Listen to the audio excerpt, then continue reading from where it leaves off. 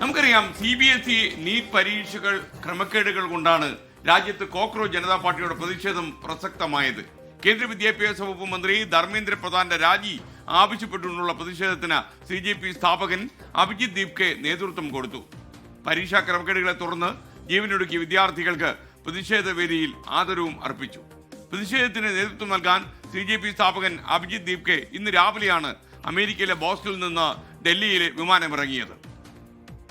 Sir आगे जाओ education minister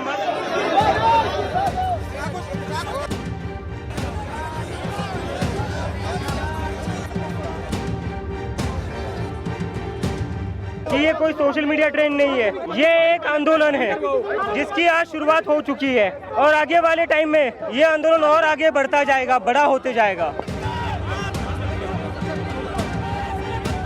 10-20 ചെറുപ്പക്കാർ വന്നിട്ട് ഞങ്ങളുടെ വന്നങ്ങ് ഇടിച്ച് കയറിയേക്കാണ്. നിങ്ങൾക്ക് എന്ത് ആസാദിയാണ് വേണ്ടതെന്ന് ചോദിച്ചിട്ട് അതാണ് ആദ്യം. പിന്നെ RSSനെ എന്താണ് നിങ്ങൾ എന്തിനാണ് അവർക്കെതിരെ എന്താണ് മുദ്രാവാക്യം വിളിക്കുന്നത് വെച്ചിട്ടാണ് ആക്രമണമാണ്.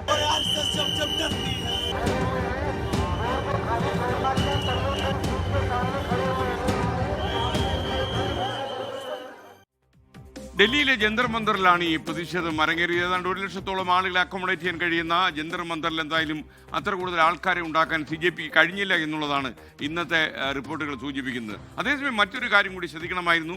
കേരളത്തിലെ മാധ്യമങ്ങളൊക്കെ വ്യാപകമായി റിപ്പോർട്ട് ചെയ്തപ്പോൾ ഉത്തരേന്ത്യൻ മാധ്യമങ്ങൾ പലപ്പോഴും ഇത് അവഗണിക്കുന്നത് കൂടി നമ്മൾ കണ്ടു. എന്തൊക്കെയായിരുന്നു ഇന്ന് പ്രതിഷേധ വേദിയിൽ കണ്ടതെന്ന് പറയാൻ ഡൽഹിയിൽ നിന്ന് R. അച്യുതൻ തത്സമയ വിവരങ്ങളുമായി നമുക്കൊപ്പം ചേരുകയാണ്. അച്യുതൻ, ഈ പരിപാടിയിലേക്ക് സ്വാഗതം. പറയൂ വിശദാംശങ്ങൾ.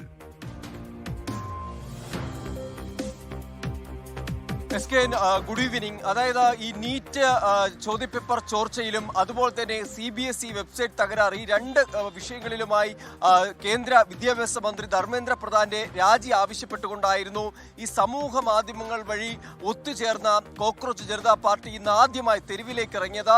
അത് ഡൽഹിയുടെ ജന്തർ മന്ദറിൽ, പ്രതിഷേധ വേദിയായിട്ടുള്ള ജന്തർ മന്ദറിലാണ് അവർ ഈ സംഘടിച്ചുകൊണ്ട് കേന്ദ്ര വിദ്യാഭ്യാസ മന്ത്രിയുടെ രാജിക്കായി ഇന്നൊരു ശക്തമായ പ്രതിഷേധം കാഴ്ചവെച്ചത്. രാവിലെ 8 മണിയോടുകൂടിയായിരുന്നു CJPയുടെ സ്ഥാപകരായിട്ടുള്ള അഭിജിത് ദീപ്കെ ഇന്ത്യയിലേക്ക് എത്തിയത്. അതിനുശേഷം അവിടെ കുറച്ചുപേർ ചേർന്ന് അദ്ദേഹത്തെ സ്വീകരിക്കുകയും ഒപ്പം തന്നെ ഈ പ്രതിഷേധം നടത്താനുള്ള ഒരു സമയം അത് ഡൽഹി പോലീസ് അനുവദിച്ച് നൽകുകയും ചെയ്തു. തികച്ചും സമാധാനപരമായി ആ സമരം ആഹ്വാനം ചെയ്തിരുന്നു. ആ രീതിയിൽ തന്നെയായിരുന്നു ആ ഒരു പ്രതിഷേധം ജന്തർ മന്ദറിൽ നടന്നതും. ഒടുവിൽ അഭിജിത് ദീപ്കെ ഈ ജന്തർ മന്ദറിലെ വേദിയിലേക്ക് എത്തി. തുടർന്ന് കേന്ദ്ര സർക്കാരിനെതിരെ കേന്ദ്ര വിദ്യാഭ്യാസ മന്ത്രി ധർമ്മേന്ദ്ര പ്രധാന്റെ രാജി ആവശ്യപ്പെട്ടുകൊണ്ടുള്ള പ്രതിഷേധങ്ങളായിരുന്നു. എത്ര കാലം ഈ കേന്ദ്ര സർക്കാരിനെ പേടിച്ച് കഴിയേണ്ടി വരും, അതുകൊണ്ട് ശബ്ദമുയർത്തി ഈ തങ്ങളുടെ അവകാശങ്ങൾ നേടിയെടുക്കണം. അവിടെ അവർ ഉപയോഗിച്ചത് അംബേദ്കറുടെ ചിത്രങ്ങൾ. ഒപ്പം തന്നെ അഭിജിത് ദീപ്കയുടെ കയ്യിൽ, അദ്ദേഹം വിമാനത്താവളത്തിൽ നിന്ന് പുറത്തേക്ക് ഇറങ്ങി വരുമ്പോൾ ഈ ഭരണഘടനാ ശില്പിയായിട്ടുള്ള BR അംബേദ്കറിന്റെ ആത്മകഥ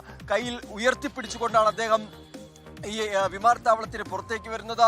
കൃത്യമായ സന്ദേശം നൽകിക്കൊണ്ട് ഏറെ സമാധാനപരമായി, ഒപ്പം തന്നെ കയ്യിൽ പൂക്കളേന്തി, അത് പോലീസുകാർക്ക് നൽകാനുള്ള പൂക്കൾ ഉൾപ്പെടെ കയ്യിൽ വച്ചുകൊണ്ടാണ് അവർ ഈ പ്രതിഷേധ വേദിയിലേക്ക് വന്നത്. ഒടുവിൽ പലയിടത്തു നിന്ന് പല പ്രതിപക്ഷ വിദ്യാർത്ഥി സംഘടനകൾ, SFIയുടെ ഭാഗത്തു നിന്നൊരു പിന്തുണ ഈ പ്രതിഷേധത്തിന് ലഭിച്ചു.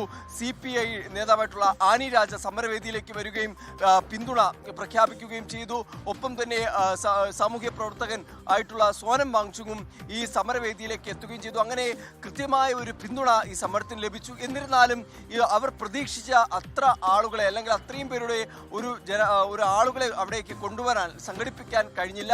സമൂഹ മാധ്യമങ്ങളിൽ വലിയ പിന്തുണ, ലക്ഷക്കണക്കിന് ആളുകൾ CJPയെ പിന്തുടരുമ്പോൾ അത് ജന്തർ മന്ദറിന്റെ വേദിയിൽ അത്രത്തോളം ആളുകളെ പങ്കെടുപ്പിക്കാൻ കഴിഞ്ഞില്ല എന്നത് മറ്റൊരു ഘടകമായി തന്നെ നിലനിൽക്കുന്നുണ്ട്. അതിനിടയിൽ തന്നെ ചില സംഭവങ്ങളും ഉണ്ടാവുകയും ചെയ്തു. ബജ്രംഗി ദളിന്റെ ഒരു പ്രതിഷേധം ഈ സമരത്തിനെതിരെ ജന്തർ മന്ദറിൽ നടക്കുകയുണ്ടായി. ഒപ്പം തന്നെ ഈ ആസാദി മുദ്രാവാക്യം മുഴക്കിയതിനും RSSനെതിരായ മുദ്രാവാക്യം മുഴക്കിയതിനും ഒരു കയ്യേറ്റ ശ്രമം CPI നേതാവ് ആനി രാജയ്ക്ക് നേരെ ഉണ്ടാവുന്ന ഒരു സാഹചര്യമുണ്ടായി. അത് മാറ്റി നിർത്തി കഴിഞ്ഞാൽ തികച്ചും സമാധാനപരമായി ശാന്തമായി ആ സമരം നടന്നു. അത് ഏതാണ്ട് 4 മണിയോടുകൂടി അത് പൂർത്തിയാവുകയും ചെയ്തു എന്നുള്ളതാണ്. വളരെ പെട്ടെന്ന് തന്നെ ഉടലെടുത്ത ഒരു മൂവ്മെന്റ് ആയിരുന്നു CJP എന്നത്. അത് ചീഫ് ജസ്റ്റിസ്, ഇന്ത്യയുടെ ചീഫ് ജസ്റ്റിസിന്റെ ഒരു പരാമർശത്തെ തുടർന്നായിരുന്നു ഈ ഒരു മൂവ്മെന്റ് രാജ്യത്ത് ഉടലെടുക്കുന്നത്. അത് പിന്നീട് ഇപ്പോൾ വിദ്യാർത്ഥികളുടെ ഒരു പ്രശ്നത്തിലാണ് കേന്ദ്രീകരിച്ചിരിക്കുന്നത്.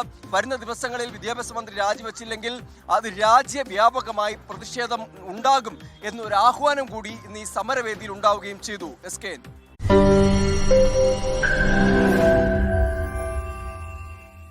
ലോകത്തെവിടെയായാലും ഏത് സമയത്തും 24 വാർത്തകളും ഓഗ്മെന്റഡ് റിയാലിറ്റി പാക്കേജുകളും എക്സ്പ്ലെയിനറുകളും വിശദമായി കാണാൻ ഞങ്ങളുടെ യൂട്യൂബ് ചാനൽ നിങ്ങൾക്ക് സബ്സ്ക്രൈബ് ചെയ്യാം.